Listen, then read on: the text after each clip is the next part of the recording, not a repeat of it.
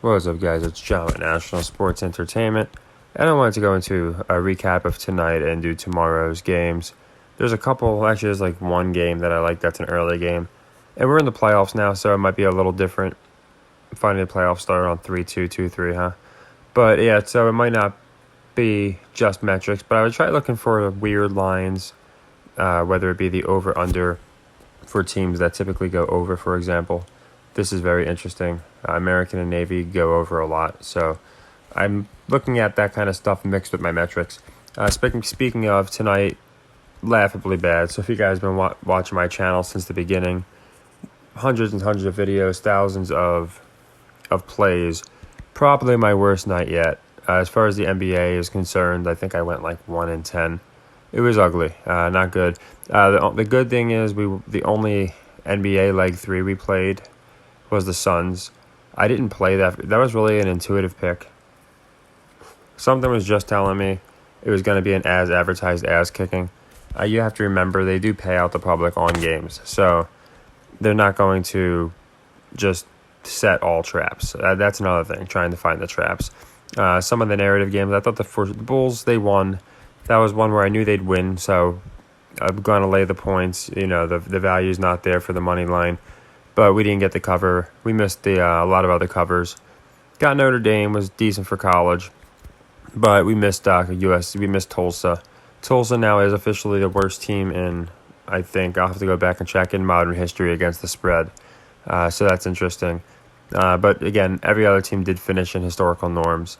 But I do still have a few metrics for tomorrow. Just wanted to go into tonight. Obviously, I like whether we had a great night or a terrible night. I go into it.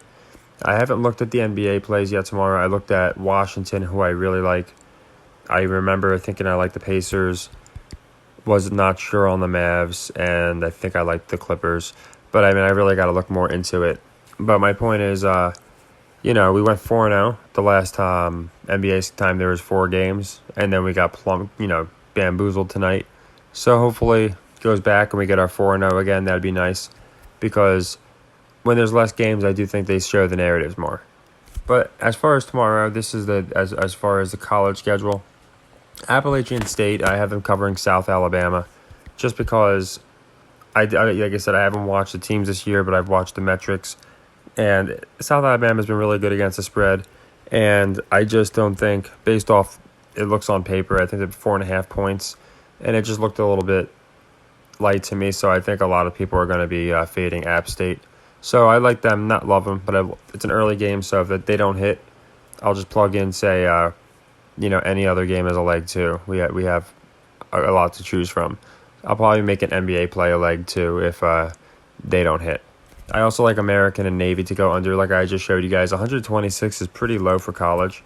They set that for teams that are in the bottom 30%. I know this because I've been taking teams like Stonehill and Merrimack and St. Francis. I've been taking those teams to go over, and they're set around 120 to 130. Wagner, for example, today was 128.5. We missed that one, but they're set low because they're low-paced teams. Navy, they average 70-something a game. They're 68% on something on the over. American U's, I think, 60-something percent on the over. So for that game to be set at 128.5, I almost want to make it a leg 2. But I'm just going to leave it as a leg 1 because we've Navy, like Tulsa's cost us a lot this year. We've done very well with Navy on leg 1s and leg 2s because we got them when they were at like 80% on the over, and just started slamming the under, and they fell all the way to 68. And I'm still, as you can see, I'm still taking them. So most teams it does pay out, but I don't want to get greedy. I like it. I just don't like it as much as some other plays. Now, what I do like here is Riders, St. Peter's. I just feel like, again, 2 teams that slower pace, and I can definitely see this one going over. I think the public's going to slam the under.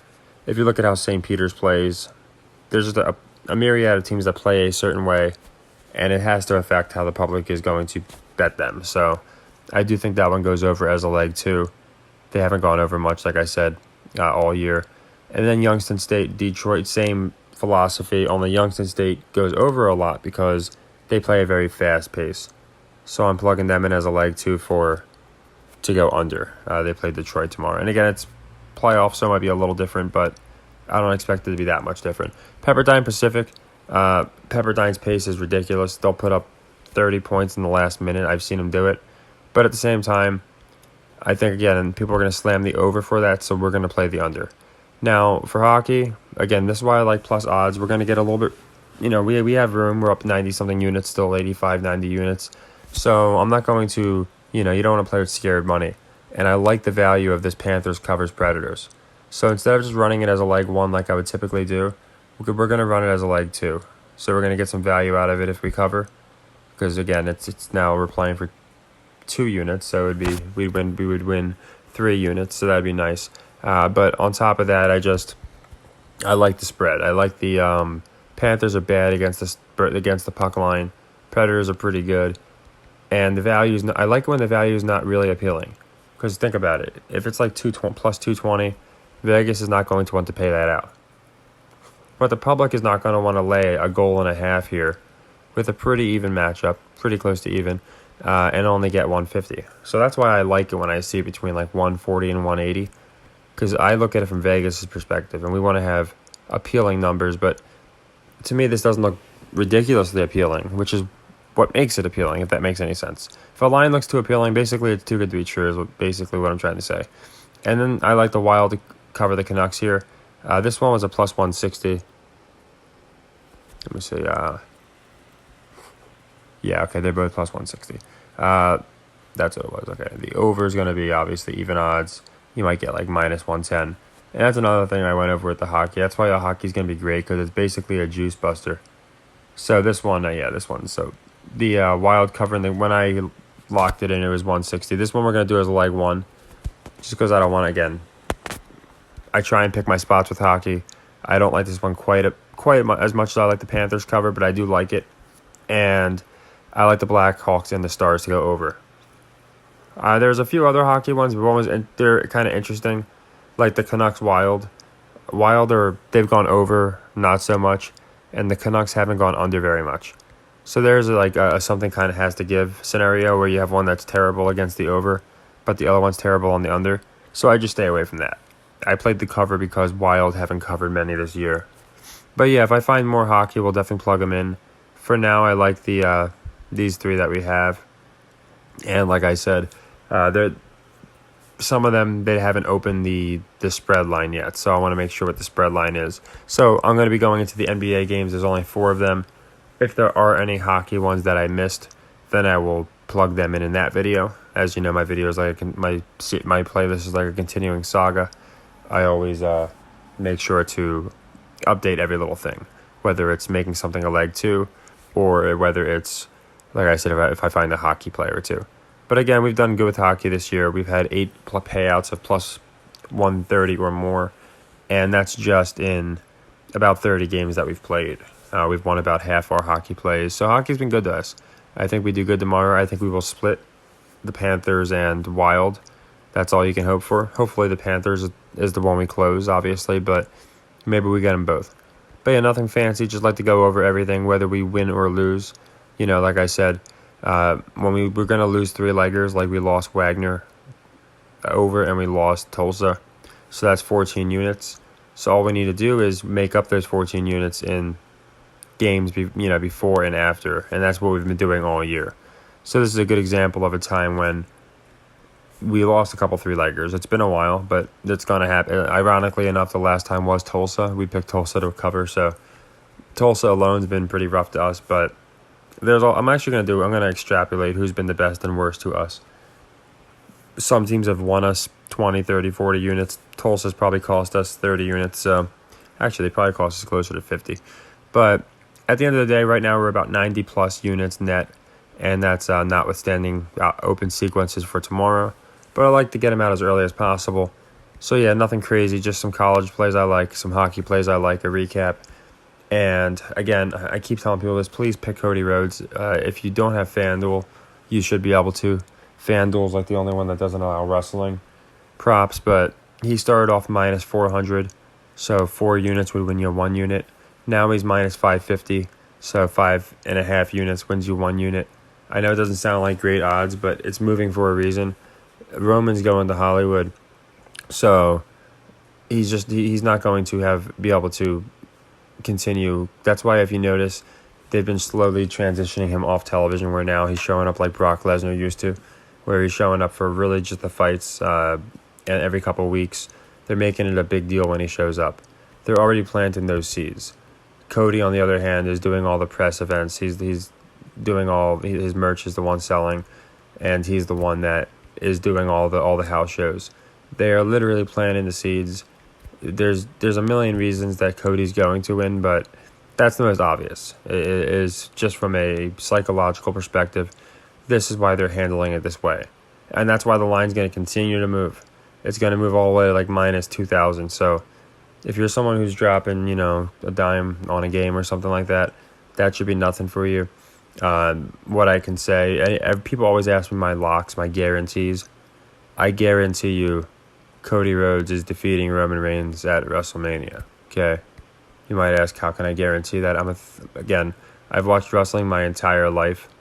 So I grew up, I was like 5 years old when Steve Austin was, doing his thing with McMahon and all that. So, I watched wrestling my whole life, and it's pretty easy to see when they're doing certain things.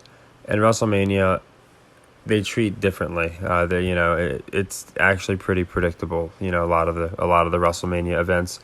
This one more so than usual, and again, it's not as much an issue with Vegas as far as you might say. Well, if everyone knows, the thing is, everyone doesn't know.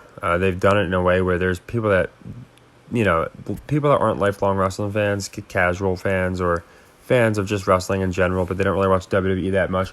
They're really not sure. They're thinking it might be a swerve. And for a while, I was thinking, what if they do that? When Undertaker lost at WrestleMania, nobody saw it coming. But I tried thinking about it, and it makes absolutely no sense from a booking perspective. All of their booking after WrestleMania wouldn't make any sense if Cody wins or if Cody loses. I've tried to look at the matchups. It just doesn't make sense. So from a booking perspective, Cody has to win. It's basically been told to us. That's why the line's going to keep moving. So yeah, if for the people that like to just put a ton on a given game and they don't follow the system, and I'm not knocking you if you don't follow the system, but if you just would rather put 50 units on a game and that's just your style, then at least put it on Cody Rhodes. I'm telling you, the guy's going to win. He's going to win the belts. There's no way around it. He's winning, and they might try something tricky, but at the end of the day, he's winning the match, and that's what the Vegas prop will be. So again, I think it'll move to minus 2,000. I don't want to belabor it.